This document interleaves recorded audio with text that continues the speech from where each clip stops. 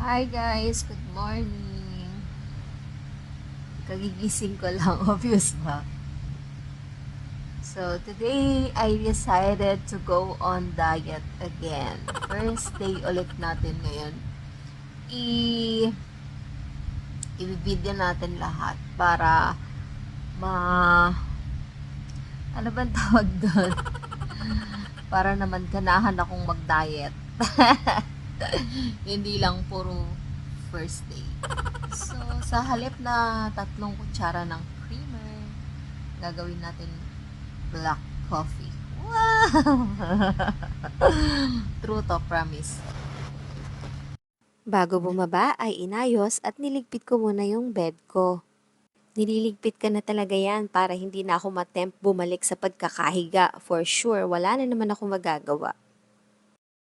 Kinuha ko na din yung uniform na susuotin ko for today. At bababa na nga tayo para magtimpla ng black coffee.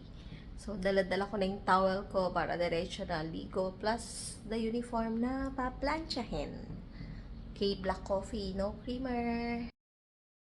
Tara na sa baba at samahan niyo ulit akong magtimpla ng black coffee.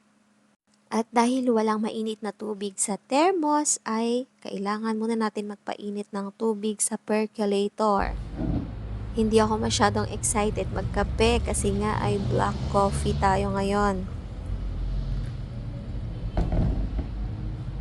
Itong Equal Gold ang ginagamit na sweetener ng mga taong ayaw sa carbohydrates. Yung mga naglo-low carbs diet or yung mga nagkikito. Siya nga pala, keto approved nga pala yan.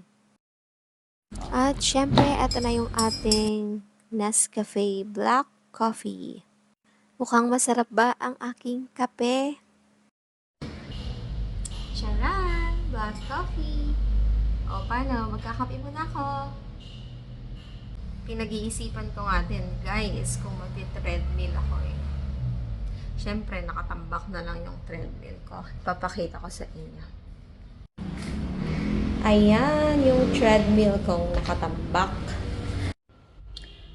May second glass of water. So, kailangan ay madami din yung tubig na iinumin kapag nagda-diet. So, 10:30 na. Pangalawang glass ko pa lang.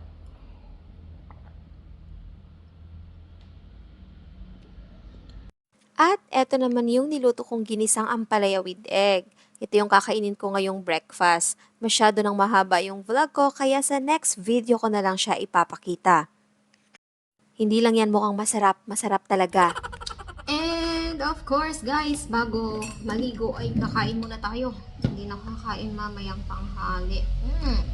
Walang rice. Kasi nga diet, magpa-fasting ako.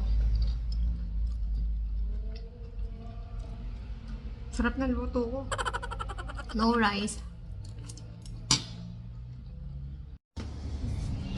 Hi guys!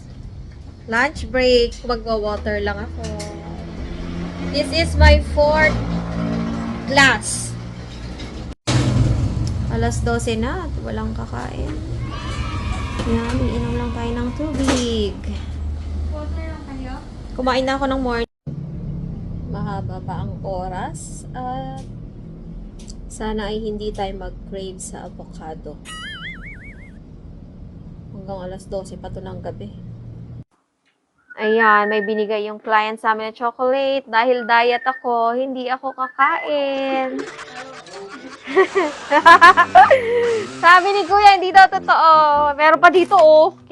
Kumain na ako nito kagabi, isang bar. My God. Isang bar! Isang bar! Oh, sali ka sa... Matatamis yung mga binibigay ng mga client. Oo nga, ewan ko. Dumaan din si ating nagbebenta ng merienda at alam niyo na, inisnab din namin siya. Si Jun lang ang bumili ng merienda dyan. Gutom, natakam sa banana Q. Yummy yung mga binibenta niya, diba? May turon, may sweet corn, may banana Q. Sino ba namang hindi matatakam dyan kung matakaw ka? Hi guys, after unboxing, gutom na ako. Iinom ulit ako ng tubig. Hi guys, alas 10 na at failed ang aking diet. Kumain ako ng isang pack na boy bawang. I hate it. Pero hindi pa din ako nag-dinner. Yun nga lang, boy bawang is carbs. Yun lang. Bukas ulit. Bye!